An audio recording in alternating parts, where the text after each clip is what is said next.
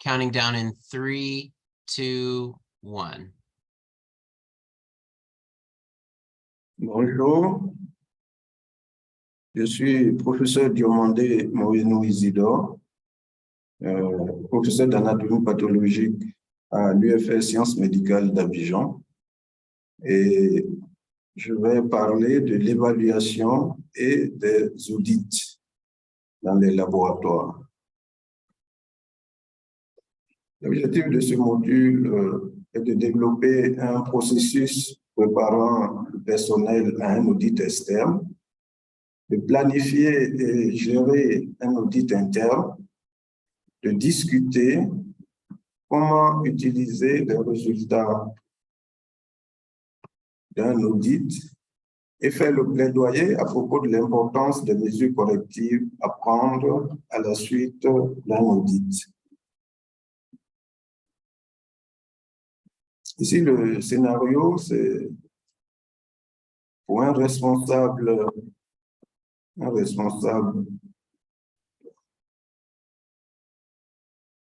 qualité dans un laboratoire qui veut organiser un audit interne. Quelles sont les étapes à suivre? C'est ce que nous verrons dans ce cours. Alors, en introduction, il faut rappeler que le système de gestion de la qualité a 12 points importants qui vont de l'organisation,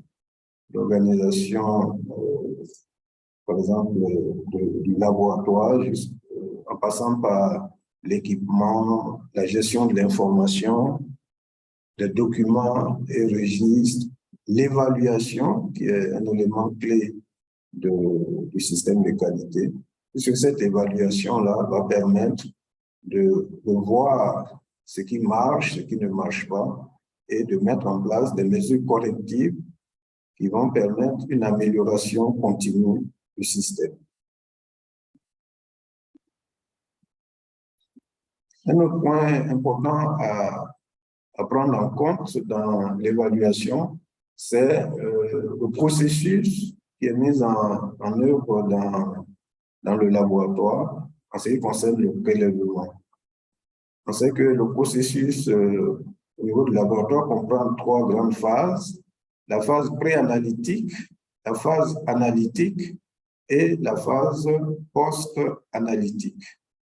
Alors, la phase pré-analytique concerne le prélèvement et, j'allais dire, son management, c'est-à-dire depuis le prélèvement fait chez le patient par le médecin ou par le technicien, ce prélèvement va être conditionné, ensuite transporté au laboratoire. Ces différentes étapes constituent la phase pré-analytique. Une fois arrivé au laboratoire, ce prélèvement va être réceptionné.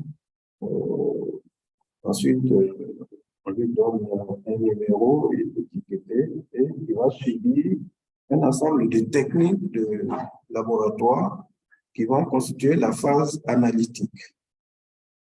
Ensuite, à partir des résultats de ce prélèvement, un rapport est fait et ce rapport est transmis au médecin traitant pour lui permettre de faire le traitement adapté pour le patient. Donc, la création du rapport, la transmission de ce rapport pour permettre l'interprétation des résultats constitue la phase post-analytique.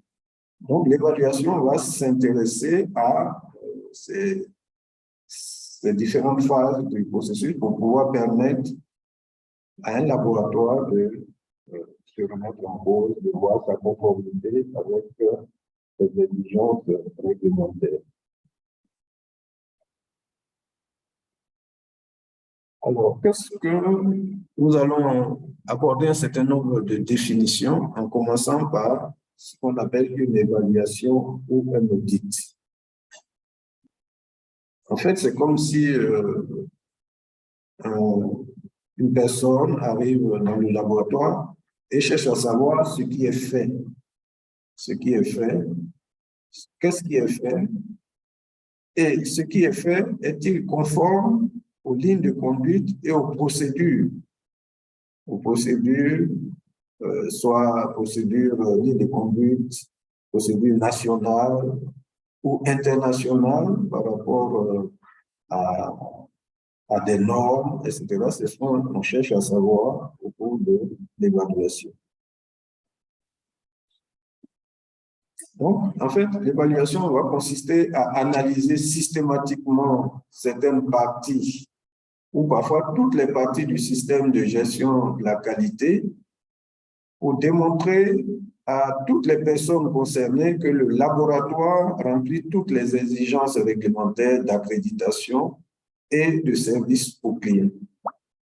En fait, l'évaluation va permettre de vérifier la conformité des activités du laboratoire aux exigences légales et réglementaires ou autres.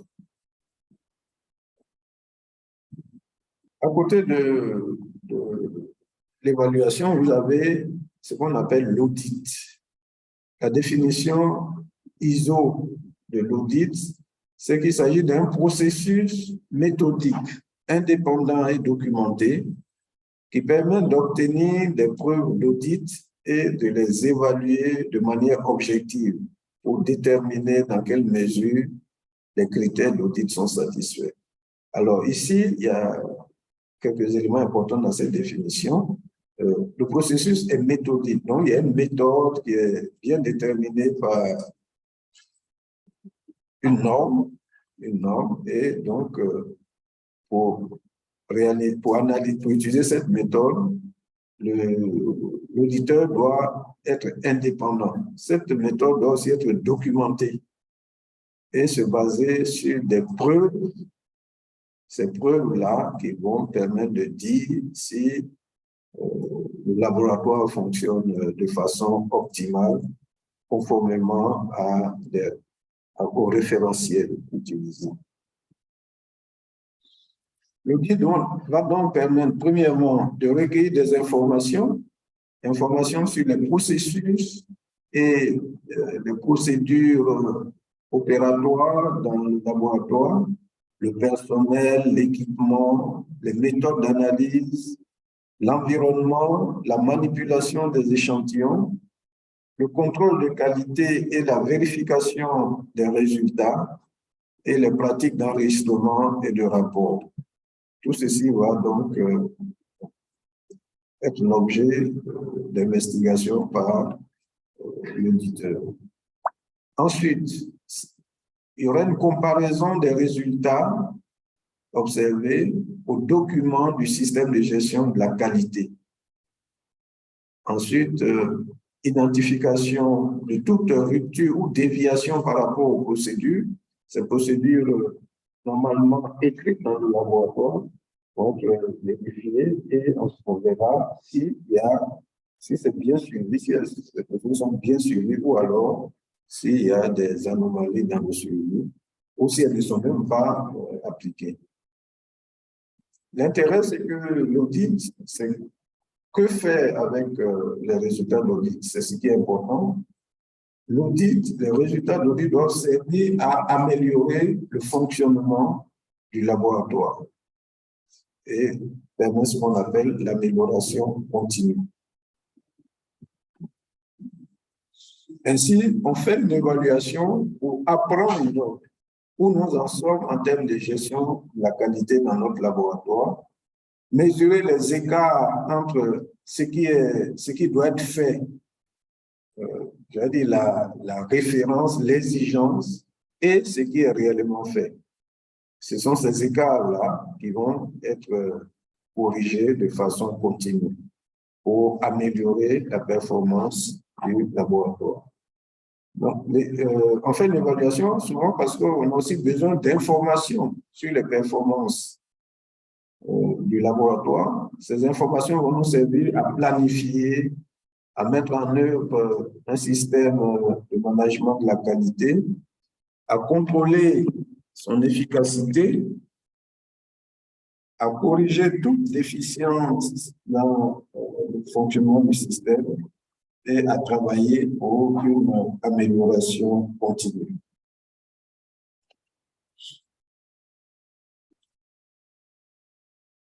Il faut enfin dire que l'évaluation et l'audit sont généralement utilisés un peu comme des synonymes, hein, donc il n'y a pas une séparation tranchée entre ces deux notions.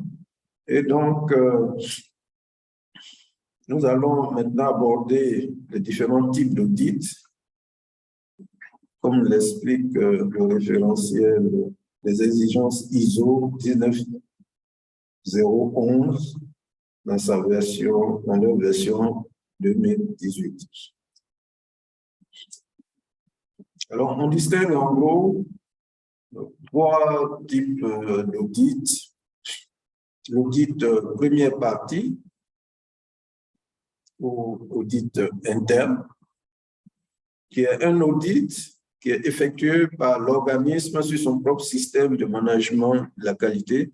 Ici, il s'agit du laboratoire qui audite son propre système de management de la qualité. L'audit seconde partie, qui est en fait une variante d'audit externe, c'est l'audit d'un fournisseur effectué par l'organisme, par le laboratoire. Et l'audit tierce partie, audit qui est une autre variante de l'audit externe, est un audit effectué par un organisme commercialement indépendant de l'organisme audité, c'est-à-dire du laboratoire, commercialement indépendant du laboratoire, de ses fournisseurs et de ses clients. Finalement, c'est le cas des organismes de certification qui vont venir auditer selon une norme de management de la qualité.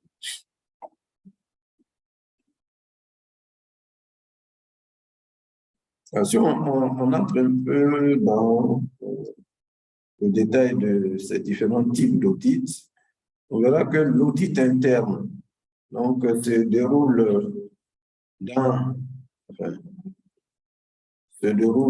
au sein du laboratoire, en ce sens que les auditeurs proviennent du laboratoire, auditent le fonctionnement de leur laboratoire, mais n'auditent pas leurs propres unités. Si on a plusieurs unités dans un laboratoire, il faut que l'auditeur interne ne soit pas membre de l'unité qu'il va auditer. Cet audit interne peut être aussi réalisé par des consultants. Donc, ils viennent de l'extérieur et ils vont participer à l'audit interne. Ce point important, ils ne sont pas des auditeurs externes, hein, ils sont des consultants, des experts que la direction peut nommer pour venir faire un audit interne. À l'opposé, l'audit externe est généralement réalisé par des groupes ou agences extérieures qui viennent voir ce qui se passe au sein du laboratoire pour pouvoir l'aider à améliorer ses performances ou sa conformité avec des exigences réglementaires.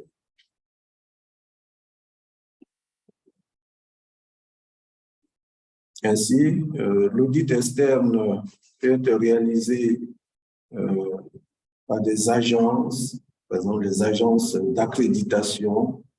Ces agences d'accréditation viennent dans le laboratoire pour pouvoir déterminer la conformité par rapport à une norme ISO, par exemple la norme 1589, qui est l'objet d'un audit pour un laboratoire. Les autorités de santé dans un pays peuvent aussi effectuer des audits externes. Et même que les bailleurs de fonds qui financent les projets peuvent venir faire des audits externes. Et des programmes de santé publique dans le pays peuvent aussi, le programme tuberculose, le programme VIH peut venir auditer les laboratoires qui participent à la lutte contre ces maladies.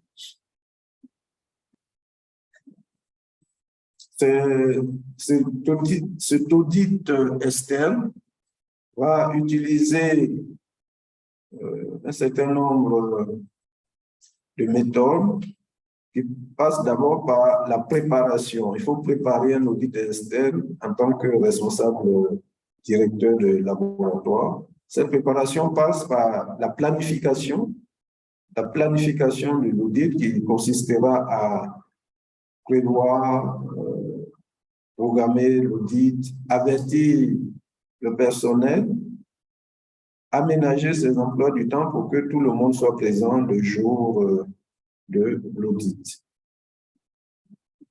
Ensuite, la direction va organiser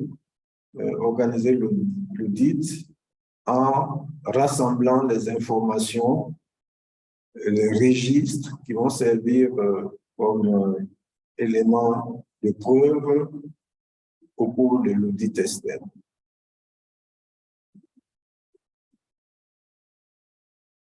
Cet audit externe va donc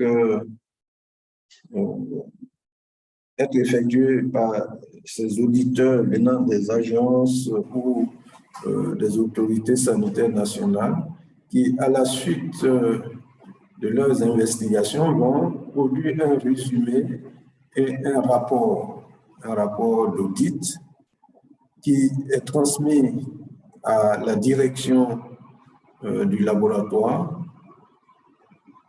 Ce dernier doit pouvoir revoir les éléments du rapport, comprendre les recommandations en identifiant les manquements, les non-conformités du laboratoire dans les différents processus.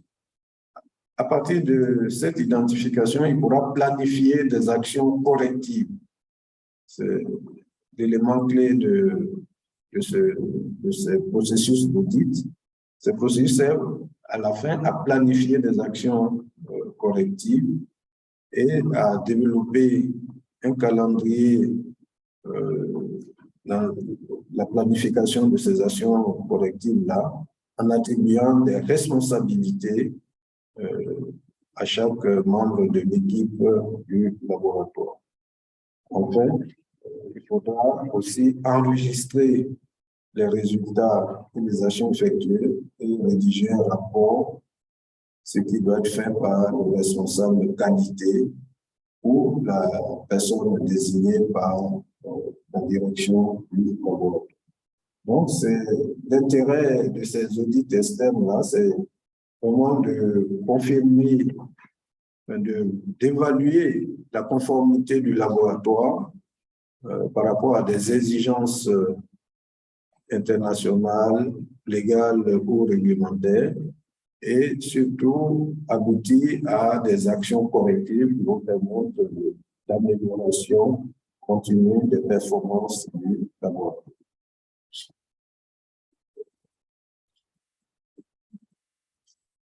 À l'opposé, l'audit interne consiste, comme nous l'avons dit un peu plus haut, à regarder ses propres processus.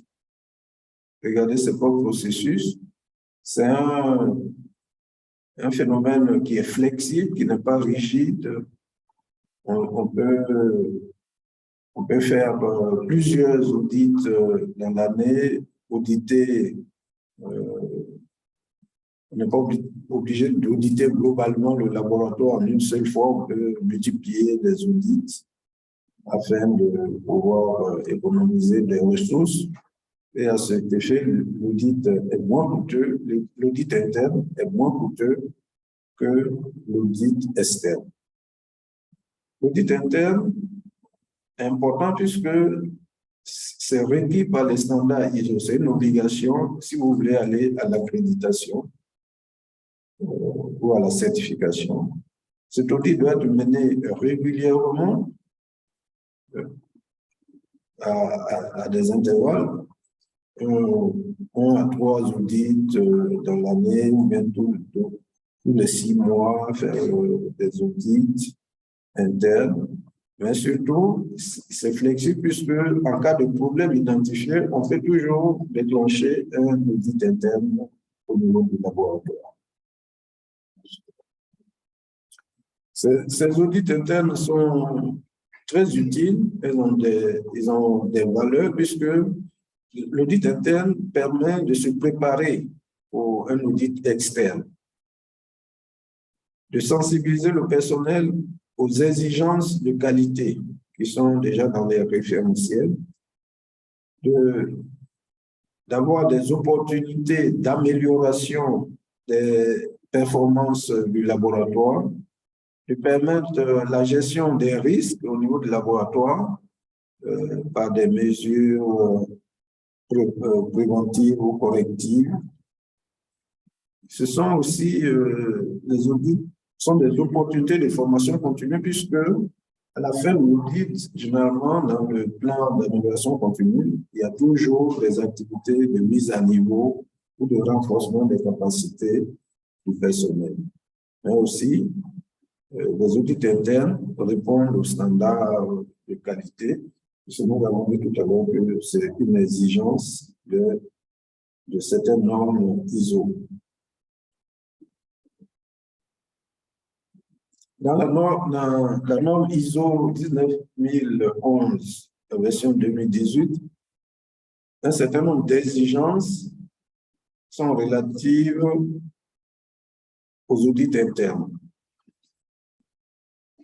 L'audit interne, il doit avoir un programme d'audit existant dans le laboratoire. Chaque laboratoire doit disposer d'un programme d'audit, doit disposer d'un plan d'audit.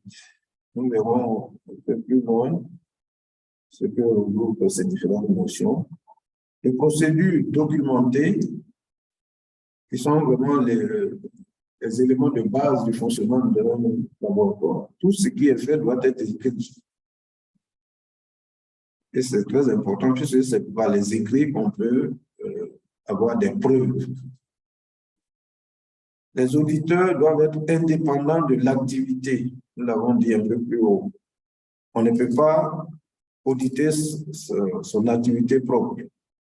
Les résultats sont rendus sous forme de rapport et revus par la direction du laboratoire, qui va donc initier des actions correctives, des actions de suivi rapide et des actions correctives pour améliorer ce processus et sa performance.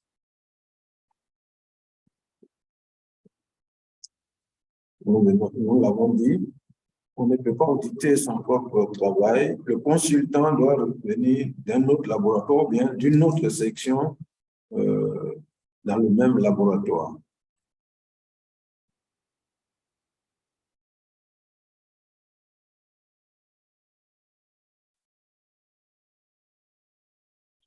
Donc,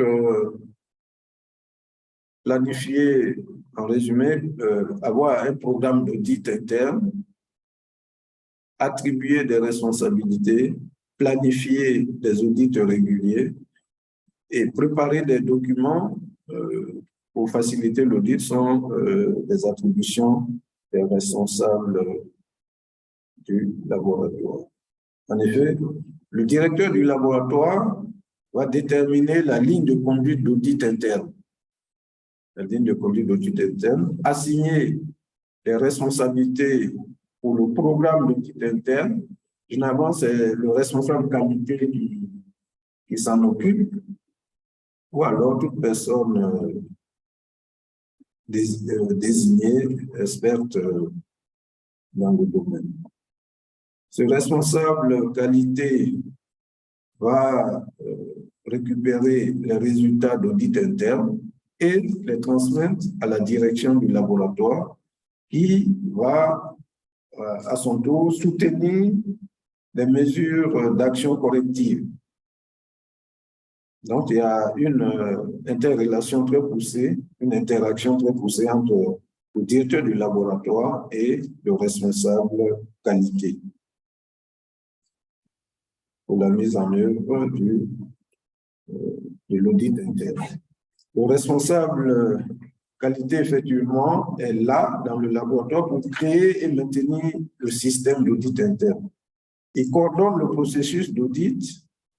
C'est lui qui établit le calendrier, sélectionne et forme les auditeurs, Ensuite, il a les résultats, à partir des résultats d'audit interne, il rédige des rapports pour le personnel ou pour la direction et il est chargé aussi de la gestion des actions correctives à la fin de l'audit. Nous allons, puisque c'était un des objectifs importants de ce cours, nous allons insister un peu plus sur l'audit interne en voyant les 4 phases de l'audit interne. Nous commençons par la préparation de l'audit. La préparation de l'audit passe par donc, la nomination du responsable de l'équipe d'audit, la définition des objectifs, du champ, des critères, détermination de la faisabilité de l'audit, la constitution de l'équipe d'audit et l'établissement d'un premier contact avec l'audité. Ensuite, on passe à la revue documentaire, c'est-à-dire on recherche les différents documents qui vont servir à réaliser l'audit. On verra tout à l'heure la 3e phase de préparation. 3e étape dans la phase de préparation, c'est la préparation des activités sur site, le plan d'audit, l'attribution des tâches au sein de l'équipe d'audit et la préparation des documents de travail, c'est-à-dire d'entretien. En fait, cette préparation aboutit à un certain nombre de documents qui sont la checklist et le plan d'audit. Ici, un point important dans la sélection des auditeurs, c'est qu'il faut être très attentif à la sélection des auditeurs parce qu'il y a un certain nombre de qualités dont ils doivent être. Les auditeurs doivent être formés à l'audit. Ensuite, ils doivent avoir des qualités techniques et de l'expertise. Ils doivent être de bons communicateurs. Ils doivent faire attention aux détails, puisqu'il faut être très précis dans l'appréciation des éléments de preuve. Et ils doivent aussi être diplomates pour ne pas entrer en conflit avec les audités.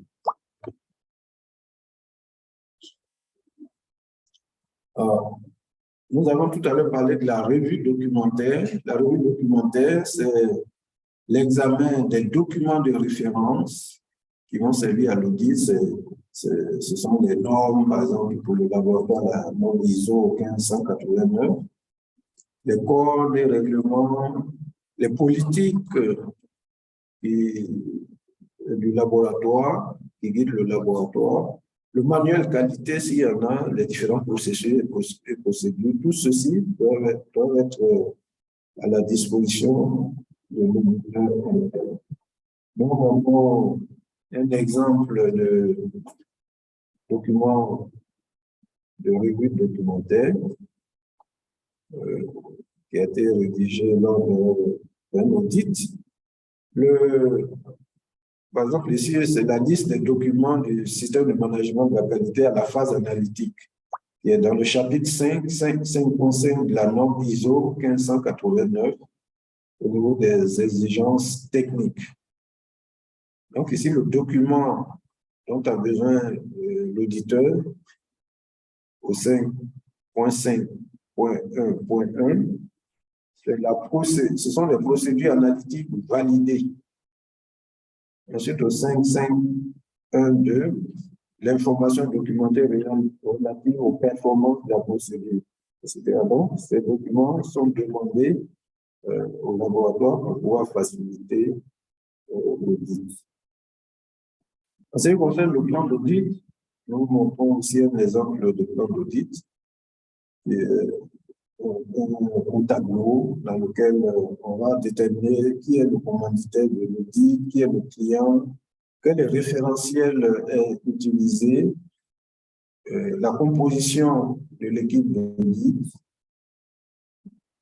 ensuite l'audité, la date et la durée, les champs de l'audit, les différents chapitres des référentiels, le type d'évaluation, l'objectif, de l'audit. Et ensuite, le chronogramme de l'audit, depuis la réunion d'ouverture jusqu'aux interviews, à la vérification des éléments de preuve et à la réunion de clôture qui aboutit à la fin de l'évaluation. Pour élaborer le questionnaire d'audit, il faut faire attention à certains éléments importants. Il faut utiliser des questions ouvertes. Il faut utiliser des questions ouvertes. Les questions doivent être identifiées par rapport aux critères d'audit. Donc, on réalise le questionnaire et ensuite, il y a un certain nombre de critères qui doivent être validés par le laboratoire et les questions doivent concerner ces critères. Il faut intégrer les résultats des audits précédents pour faire la checklist. Le style doit être impersonnel. Il faut identifier les responsables à auditer, protéger les informations confidentielles et prévoir l'examen de plusieurs exemples dans le questionnaire. Voici un exemple de checklist d'un audit portant sur le chapitre 4.123, la norme ISO 1589, où dans ce tableau, à gauche, vous avez le chapitre, la référence du chapitre 4.2.3, les critères examinés, le critère à évaluer, que sous forme de question, avez-vous un document qui retrace l'engagement de la direction? À cette question, la preuve par l'auditeur, c'est la politique qualité. Mais le constat est que la politique est adaptée. Il existe un critère un document de politique qualité. La politique est adaptée à la finalité de l'organisation, mais elle n'est pas comprise de tous. À partir de ce moment-là, on classe cette non-conformité. Alors, il y a trois types de non-conformité. Les non-conformités majeures, la non-conformité mineure et les points sensibles. Donc, ici, c'est considéré comme une non-conformité majeure. L'auditeur fait la recommandation d'établir donc un plan de communication de la politique qualité pour toutes les parties prenantes du laboratoire. Voici donc un exemple de checklist et de son remplissage et de son interprétation. Alors, dans le cas de la préparation d'un audit de processus, il faut cerner le processus, savoir l'entrée dans le processus et la sortie du processus, sa finalité, quels sont les clients et leurs attentes, les fournisseurs du processus, connaître des sous-processus s'il en existe, et leurs interventions, et se renseigner sur la documentation applicable pour ces processus. Alors, une fois que cette phase 1 de préparation est effectuée, on passe à la conduite de l'audit. La conduite de l'audit va se dérouler en 3 étapes. Il y a d'abord la réunion d'ouverture, l'interview, ensuite l'interview, le recueil et l'évaluation des preuves, et enfin la réunion de clôture.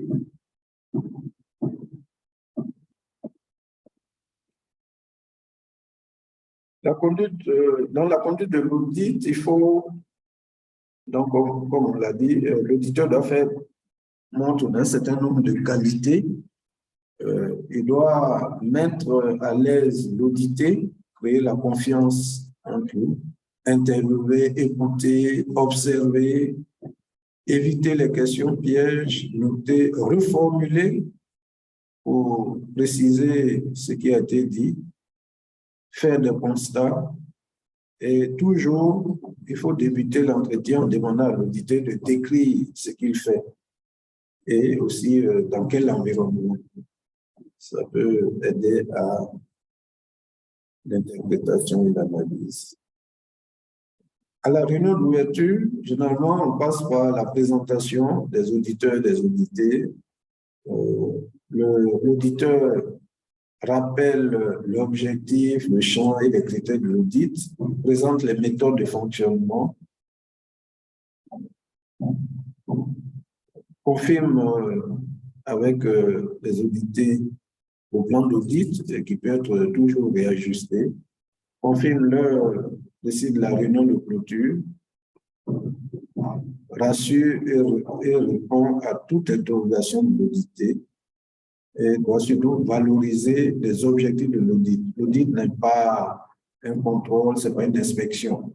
Ce n'est pas une sanction directe.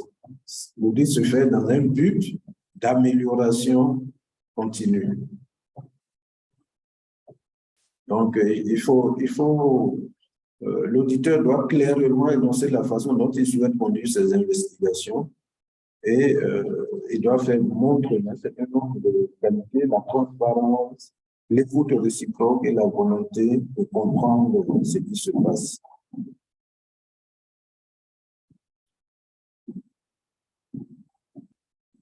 Alors, un petit mot sur l'interview, les techniques de questionnement. Il y a généralement deux modes de questionnement. Il y a les questions ouvertes et les questions fermées. Les questions ouvertes, ce sont des questions qui doivent être pertinentes, qui amènent l'audité à développer un sujet. Il y a plusieurs méthodes. On peut par exemple utiliser ce qu'on appelle le QQO-UCP, qui, quoi, où, quand, comment, pourquoi. Par exemple, où conservez-vous vos documents? C'est pas obligé de répondre, de faire une phrase. Comment êtes-vous formé pour ce travail? Il va répondre par une phrase. Alors que la question fermée demande des précisions pour inviter l'auditeur à des réponses brèves. Généralement, c'est oui ou non. Êtes-vous la seule personne à faire cela? Avez-vous une formation pour faire cela? Donc ça, il s'agit ici d'une question fermée, qui n'entraîne pas de développement de la part de l'audité. En ce qui concerne le recueil de preuves, on peut utiliser la prise de notes. Noter va permettre de faciliter la compréhension, de sélectionner l'information, puis de tracer les preuves qui vont permettre de faire des constats d'audit. Mais il faut noter que ce qui est important pour l'analyse et la restitution, chacun note comme il l'entend, avec ses propres abréviations, ses propres repères. Mais ces notes doivent être faites en maintenant le regard de l'interlocuteur, relever toutes les preuves d'audit et exploiter en permanence la prise de notes au cours de l'audit.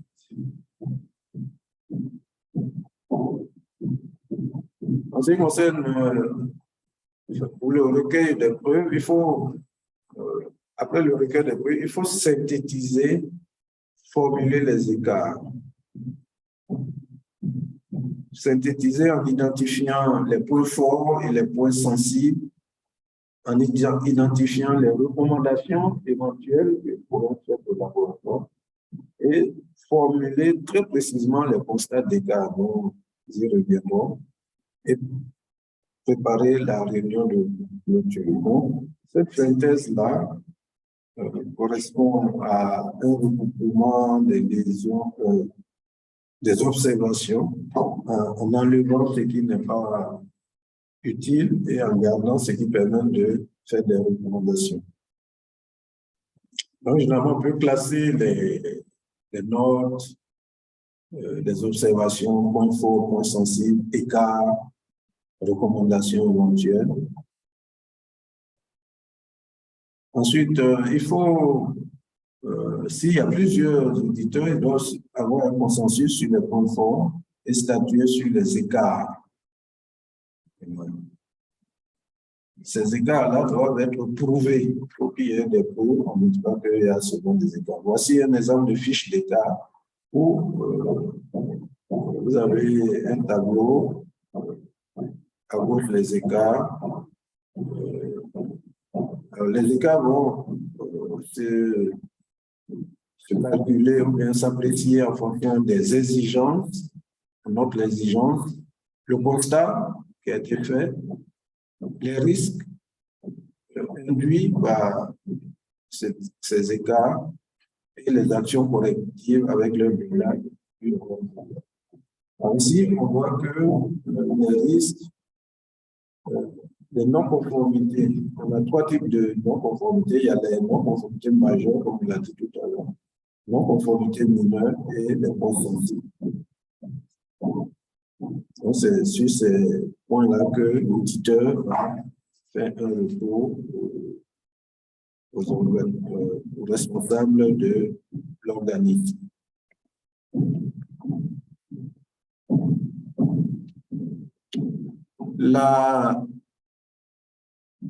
Pour formuler les écarts, il faut toujours situer la constatation par rapport aux critères d'audit, c'est-à-dire à la norme, au système de management de la qualité ou à une réglementation. Utiliser des éléments quantitatifs qui vont montrer la représentativité de l'observation. Par exemple, 7 fois sur 10, on observe telle chose. Il faut éviter les termes qui ne sont pas précis. Souvent, parfois, occasionnellement, bannir l'infinitif et l'impératif et être factuel dans la formulation, se baser sur les faits. Voici une fiche de synthèse de constat, par exemple, qui montre ici le libellé, la référence dans le référentiel, le libellé du constat, la politique de qualité n'est pas tenue à jour. Quel est le risque? Risque de non prise en compte de nouveaux objectifs. Régression du système de management de la qualité. Quel est ce risque? Quel est le classement de ce risque? C'est une non-conformité majeure. Elle entraîne comme recommandation la mise à jour de la politique et l'évaluation des objectifs qualité avant la reconduite du système. Donc, vous voyez que les constats doivent amener des recommandations. Et ceci va être fait lors de la réunion de clôture. C'est la réunion de clôture à laquelle participent les auditeurs, les audités et le commanditaire de l'audit. Elle doit être organisée par l'auditeur qui doit savoir remercier les audités, rappeler les enjeux, les objectifs de l'audit, présenter la synthèse des constats qui ont été faits, valider les constatations qui peuvent être aussi modifiées lors de l'échange avec les audités, présenter les suites en précisant le délai de remise du rapport et être à l'écoute des recours qui sont éventuellement faits par les audités. Alors, les constatations d'audit ne sont pas des recommandations, des constatations. On constate ce qui marche, ce qui ne marche pas. Et c'est à partir de là qu'on fait les recommandations. Les preuves d'audit doivent être précis et les critères d'audit doivent être la référence.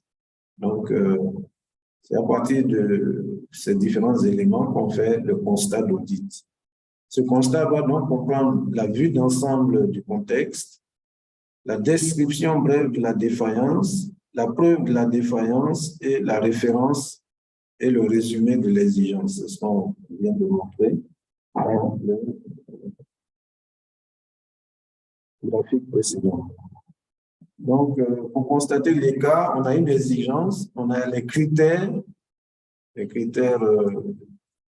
on a les preuves, et donc, le constat, le fait constaté et la preuve vont amener à faire le constat d'audit.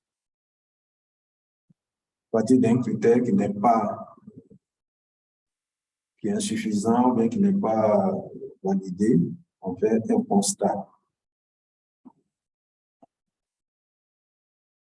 La phase 3 concerne le suivi de l'audit. Ce suivi se caractérise par la préparation du rapport d'audit, l'approbation et la diffusion de ce rapport.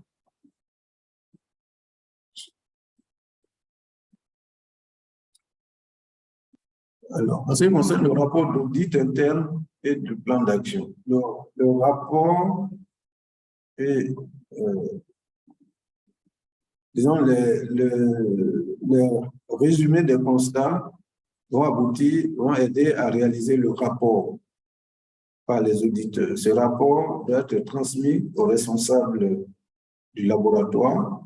Il va revoir et comprendre les recommandations, identifier les manquements et les non-conformités, planifier les actions correctives, développer un calendrier avec attribution, un calendrier de mise en œuvre des actions correctives avec attribution de responsabilité pour chaque action.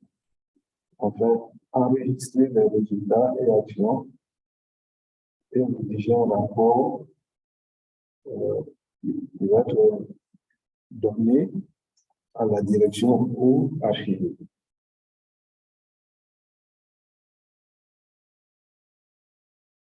Le rapport d'audit ne peut contenir des écarts qui n'auraient pas été mentionnés lors de la réunion de clôture.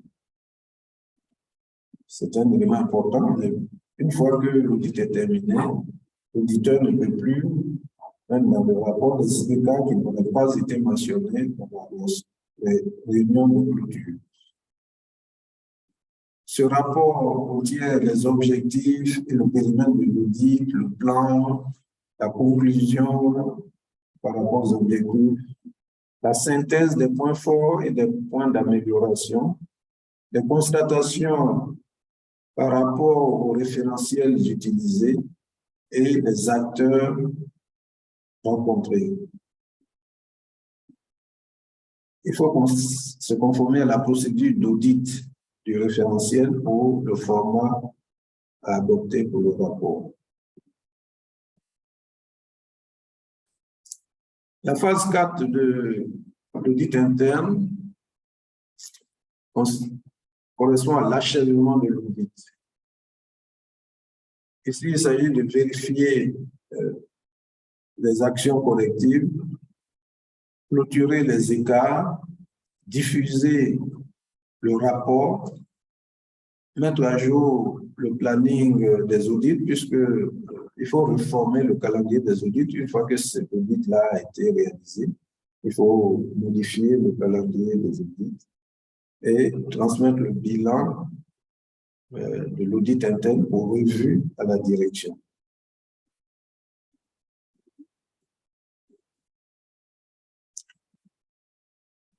L'élément important dans ces audits, c'est que les audits doivent conduire à des actions.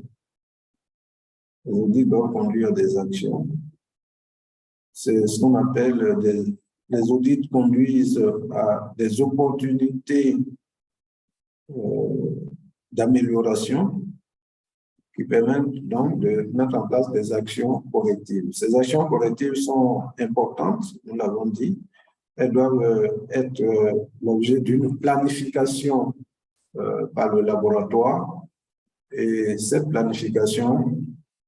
planification, il faut un chronogramme et ensuite des responsables pour chacune des activités qui vont être mises en place au cours de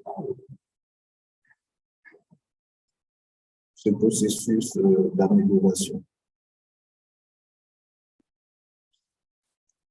Alors, pour entreprendre les actions correctives, On peut utiliser une équipe,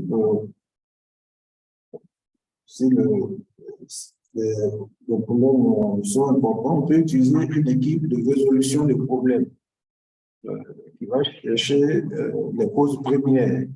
Pour cela, il y a beaucoup d'outils qualité tels que le diagramme en arrêt des poissons d'Ishikawa, la méthode des 5 ou 5M, etc. Le QCP dont nous avons séparé peut permettre de rechercher les causes premières d'un problème de performance et permet ainsi de recommander l'action corrective appropriée. Ensuite, il faut mettre en œuvre l'action corrective. Observer son efficacité, l'efficacité de la mise en œuvre, enregistrer les actions et leurs résultats, et ensuite contrôler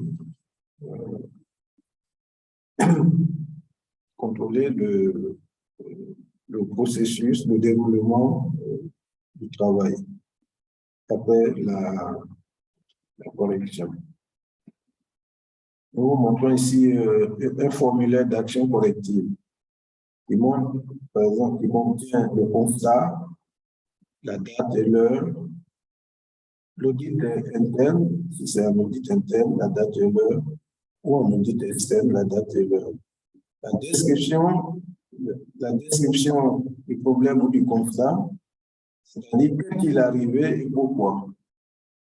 Ensuite, ce constat est rapporté par nom et prénom du personnel. Quelle est l'action corrective prise? Qu'est-ce qui a été fait pour prévenir la réapparition du problème? Ceci aussi doit être noté. Donc, c'est un formulaire d'action corrective. L'achèvement de l'audit.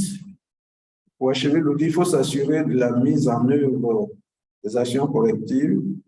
C'est le principe de la route de DENIG. Plan, do, check and act. Planifier les actions à entreprendre. Do, mettre en œuvre ces actions. Check, vérifier l'efficacité des actions entreprises. Et act, mettre en œuvre d'autres actions. Après, il faut suivre la mise en œuvre des actions correctives. Et ce suivi-là peut être réalisé par l'auditeur, selon les cas, ou alors par le responsable de qualité. Enfin, il faut noter que les conclusions d'un audit vont être les éléments d'entrée de l'audit suivant, puisqu'on va se baser sur la mise en œuvre des recommandations pour pouvoir élaborer les plans d'audit suivants. Il faut archiver, stocker les informations pour pouvoir les exploiter. Un point important dans l'achèvement de l'audit, c'est l'évolution des compétences des auditeurs. L'audit permet aux auditeurs de faire avancer leurs compétences. Mais ces compétences peuvent être logées de planification en termes de formation continue, de renforcement des capacités de formation. Donc, nous disons que, en fait, l'élément important de l'audit, c'est le contrôle continu qui est l'élément clé du succès du système de qualité. C'est vraiment l'élément clé du système de qualité. En effet, dans l'organisme du laboratoire, il faut être toujours en éveil pour une amélioration continue de la qualité. Elle passe par le monitoring et l'évaluation des activités de l'action. Cela peut se faire par l'étude de satisfaction des clients, des consommateurs, le contrôle de qualité, l'évaluation externe de la qualité ou des audits. Ce monitoring et évaluation va aboutir à la mise en place d'un plan d'amélioration de la qualité. Ce plan d'amélioration de la qualité va permettre de mettre en place des actions correctives qui, elles aussi, sont planifiées. Les actions correctives sont planifiées, on vient de le voir.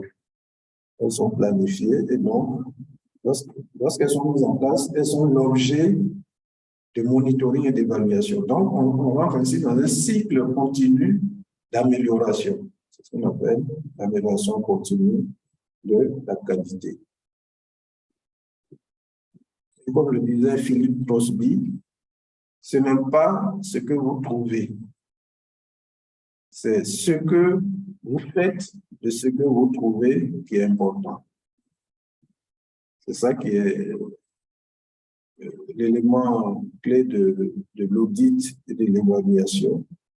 On peut avoir trouvé beaucoup de dysfonctionnements dans une évaluation, dans un audit, mais si on ne met pas en place un système pour corriger ces dysfonctionnements, on n'aura pas fait utile et l'objectif final de la qualité qui est la satisfaction du client ne sera jamais atteint.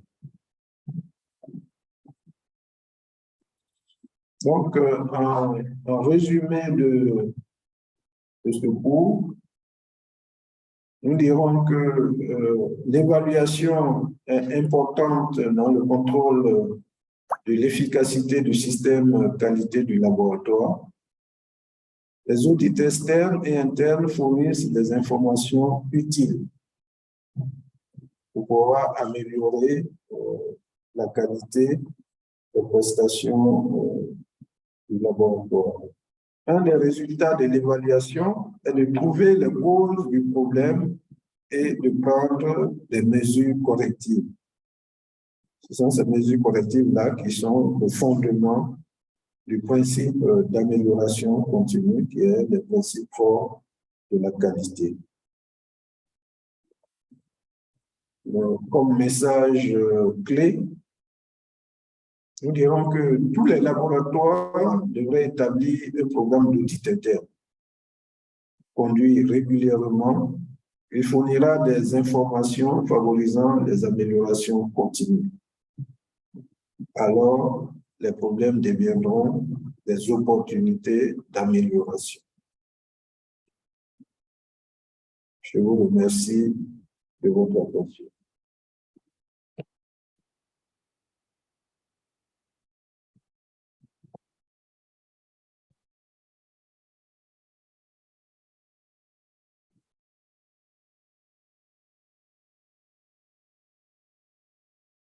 Allô?